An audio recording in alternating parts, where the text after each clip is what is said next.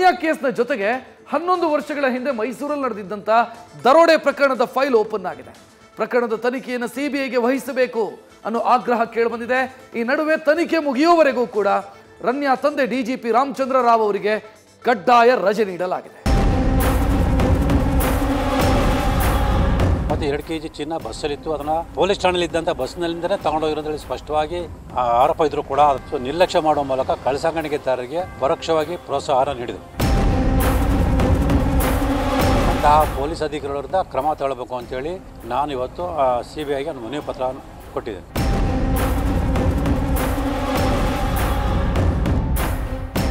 ಕೇಳಿದ್ರಲ್ಲ, ಸಾಮಾಜಿಕ ಕಾರ್ಯಕರ್ತ ಸ್ನೇಹಮಯಿ ಕೃಷ್ಣ ಪೊಲೀಸರ ವಿರುದ್ಧ ಮಾಡ್ತಾ ಇರೋ ಆರೋಪ ಇದು. 11 ವರ್ಷಗಳ ಹಿಂದೆ ನಡೆದಿದ್ದ ಚಿನ್ನ ದರೋಡೆ ಪ್ರಕರಣಕ್ಕೆ ಮತ್ತೆ ಜೀವ ಬಂದಿದೆ.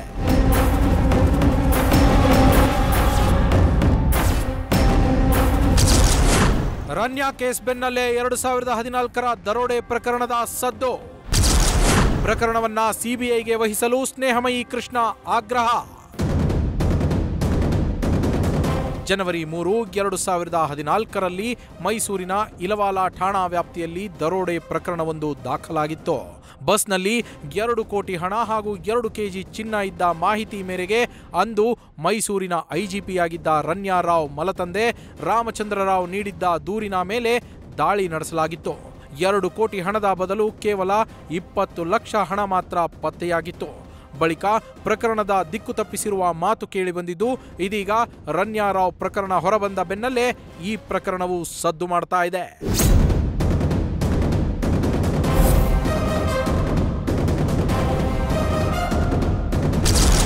ಎರಡು 2024ರ ಜನವರಿ 3ರಂದು ಬಸ್ ಮೇಲೆ ದಾಳಿ ನಡೆಸಲಾಗಿದ್ದು, ಬೆಂಗಳೂರಿನಿಂದ ಕೇರಳದ ಕ್ಯಾಲಿಕಟ್ಗೆ ತೆರಳುತ್ತಾ ಇದ್ದಂತಹ ಬಸ್ನಲ್ಲಿ 2 ಕೋಟಿ ನಗದು, 2 kg ಚಿನ್ನ ಇದ್ದ ಮಾಹಿತಿ ಮೇಲೆ ದಾಳಿ ನಡೆಸಲಾಗಿತ್ತು. ಮೈಸೂರಿನ ಅಂದಿನ ಡಿವೈಎಸ್ಪಿ ಜಗದೀಶ್ ನೇತೃತ್ವದಲ್ಲಿ ತಪಾಸಣೆ ನಡೆದಿತ್ತು. ತಪಾಸಣೆ ವೇಳೆ 2 ಕೋಟಿ ಬದಲಿಗೆ 20 ಲಕ್ಷ ಹಣ ಮಾತ್ರ ಪತ್ತೆಯಾಗಿತ್ತು.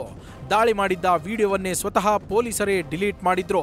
ಬಳಿಕ ಬಸ್ನಲ್ಲಿ ಸಿಕ್ಕ ಹಣ ಒಡವೆ ನಮ್ಮದಲ್ಲ ಅಂತ ಪ್ರಯಾಣಿಕರು ಹೇಳಿದ್ರು. ಇದಾದ ಮೇಲೆ ದಾಳಿ ಮಾಡಿದ್ದ ಪೊಲೀಸರ ವಿರುದ್ಧವೇ ಎಫ್ಐಆರ್ ದಾಖಲಾಗಿತ್ತು. ಜೊತೆಗೆ 1.5 ವರ್ಷ ಕಾಲ ಪೊಲೀಸರೇ ಸೆರೆವಾಸ ಅನುಭವಿಸುವಂತಾಗಿತ್ತು.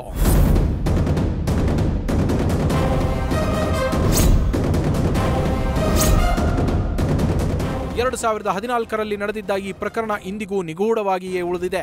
ಕೇಸ್ ಬಗ್ಗೆ ತನಿಖೆಯನ್ನೇ ನಡೆಸದ ಪೊಲೀಸರು ಪ್ರಕರಣಕ್ಕೆ ಅಂತಿಮ ರೂಪ ಕೊಟ್ಟಿಲ್ಲ. ತನಿಖೆ ನಡೆಸುವಂತೆ ಐಜಿಪಿ ರಾಮಚಂದ್ರ ರಾವ್ ಸೂಚಿಸಿದ್ರು. ಯಾಕೆ ಪ್ರಕರಣದ ದಿಕ್ಕು ತಪ್ಪಿಸಲಾಗಿತ್ತು ಎಂಬೆಲ್ಲ ಪ್ರಶ್ನೆಗಳಿದ್ದು, ಸಾಮಾಜಿಕ ಕಾರ್ಯಕರ್ತ ಸ್ನೇಹಮಯಿ ಕೃಷ್ಣ ಪ್ರಕರಣವನ್ನ ಸಿಬಿಐ ತನಿಖೆ ವಹಿಸಬೇಕು ಅಂತ ಆಗ್ರಹಿಸಿದ್ದಾರೆ. 2014ರಲ್ಲಿ ಮೈಸೂರಿನಲ್ಲಿ ದಕ್ಷಿಣ ವಲಯದ ಐಜಿಪಿ ಆಗಿದ್ದಂತಹ ರಾಮಚಂದ್ರ ರಾವ್ ಅವರ ತಮ್ಮ ಕೈ ಕೆಳಗಿನ ಅಧಿಕಾರಿಗಳಿಗೆ ಈ ಕಳ್ಳಸಾಗಣೆ ಬಗ್ಗೆ ಮಾಹಿತಿಯನ್ನು ನೀಡಿ ಅದನ್ನು ಪತ್ತೆ ಹಚ್ಚಿ ಪ್ರಕರಣ ದಾಖಲು ಮಾಡೋದಕ್ಕೆ ಕಾರಣಕರ್ತರಾಗಿದ್ದರು. ಹಾಗಿದ್ದರೂ ಕೂಡ ಅವ್ರ ಕೈ ಕೆಳಗಿನ ಅಧಿಕಾರಿಯಾಗಿದ್ದಂತಹ ಅಂದಿನ ಮೈಸೂರು ಎಸ್ ಪಿ ಅಭಿನವ ಖರೆ ಯಾವುದೇ ರೀತಿಯ ಕ್ರಮಗಳನ್ನು ತಗೊಳ್ಳದೆ ಕಳ್ಳಸಾಗಣೆದಾರರ ಪರವಾಗಿ ನಡ್ಕೊಂಡಿದ್ರು. ಸೊ ಅದಾದ ನಂತರ ಅಂದಿನ ಗೃಹ ಸಚಿವರಾದ ಜಾರ್ಜ್ ರವರ ಸೂಚನೆ ಮೇರೆಗೆ ಯಾರು ಕಳ್ಳಸಾಗಣೆಯನ್ನು ಪತ್ತೆ ಹಚ್ಚಿದ್ರು ಆ ಪೊಲೀಸರ ವಿರುದ್ಧ ಮತ್ತು ಬಾತ್ಮೀದಾರರ ವಿರುದ್ಧನೇ ಪ್ರಕರಣ ದಾಖಲು ಮಾಡಿ ಅವರ ಬಂಧಿಸಿ ಸುಮಾರು 1.25 ವರ್ಷಗಳ ಕಾಲ ಜೈಲಲ್ಲಿಟ್ಟಿದ್ರು. ಅವತ್ತು 7 kg ಚಿನ್ನವನ್ನು ಮಾರಾಟ ಮಾಡಿ 2 ಕೋಟಿಗಿಂತ ಹೆಚ್ಚಿನ ಹಣವನ್ನು ಬಸ್ಸಲ್ಲಿ ಇಟ್ಟಿದ್ರು ಅಂತ ಹೇಳಿದ್ರು. ಮತ್ತು 2 kg ಚಿನ್ನ ಬಸ್ಸಲ್ಲಿತ್ತು. ಅದನ್ನು ಪೊಲೀಸ್ ಠಾಣೆಯಲ್ಲಿ ಇದ್ದಂಥ ಬಸ್ನಲ್ಲಿಂದನೇ ತಗೊಂಡೋಗಿರೋದ್ರಲ್ಲಿ ಸ್ಪಷ್ಟವಾಗಿ ಆರೋಪ ಇದ್ರೂ ಕೂಡ ಅದ್ರ ಬಗ್ಗೆ ಯಾವುದೇ ರೀತಿ ತನಿಖೆಯನ್ನು ಮಾಡದೆ ನಿರ್ಲಕ್ಷ್ಯ ಮಾಡುವ ಮೂಲಕ ಕಳ್ಳಸಾಗಣೆದಾರರಿಗೆ ಪರೋಕ್ಷವಾಗಿ ಪ್ರೋತ್ಸಾಹ ನೀಡಿದರು. ಅಂತಹ ಪೊಲೀಸ್ ಅಧಿಕಾರಿಗಳ ವಿರುದ್ಧ ಕ್ರಮ ತಗೊಳ್ಬೇಕು ಅಂತೇಳಿ ನಾನು ಇವತ್ತು ಸಿಬಿಐಗೆ ಒಂದು ಮನವಿ ಪತ್ರ ಕೊಟ್ಟಿದ್ದೇನೆ.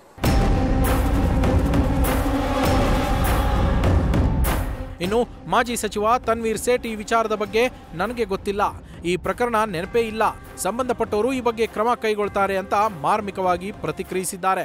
ಇಲ್ಲ, ನನಗೆ ಅದು ಚಿನ್ನ ಆಗಿರ್ಬೋದು, ಬೆಳ್ಳಿ ಆಗಿರ್ಬೋದು, ನನ್ನ ಗಮನದಲ್ಲೂ ಇಲ್ಲ. ನಾನು ಆ ವಿಚಾರಕ್ಕೆ ನಾನು ತಲೆನೂ ಕೆಡ್ಸ್ಕೊಳಕ್ಕೆ ಹೋಗಲ್ಲ. ಯಾಕಂದರೆ ನನಗೆ ಆ ಪ್ರಕರಣಗಳು ನೆನಪಿಲ್ಲ. ಹಾಗಾಗಿ ಸಂಬಂಧ ಇಲ್ಲದೆ ಇರುವಂಥದ್ದಕ್ಕೆ ನಾನು ನನ್ನ ಅನಿಸಿಕೆಗಳನ್ನ ಹಂಚ್ಕೊಳ್ಳುವಂಥದ್ದು ಸರಿಯಲ್ಲ.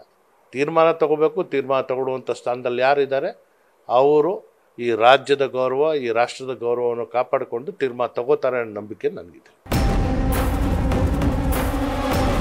ಇನ್ನು ಈ ಬಗ್ಗೆ ಯಾಕೆ ತನಿಖೆ ಆಗಿಲ್ಲ, ಪೊಲೀಸರ ವಿರುದ್ಧವೇ ಕೇಸ್ ದಾಖಲಾಗಿದ್ದೇಕೆ, ದೂರು ನೀಡಿದರೂ ಯಾಕೆ ಕ್ರಮ ಕೈಗೊಳ್ಳಲಿಲ್ಲ ಎಂಬೆಲ್ಲ ಪ್ರಶ್ನೆಗಳಿಗೆ ನಿಷ್ಪಕ್ಷಪಾತ ತನಿಖೆಯಿಂದಷ್ಟೇ ಉತ್ತರ ಸಿಗಬೇಕಿದೆ. Ravi Pandavapura, news first, Mysuru. News first ನಿರ್ಭೀತಿಯಿಂದ ನಿಮ್ಮ ಪರವಾಗಿ.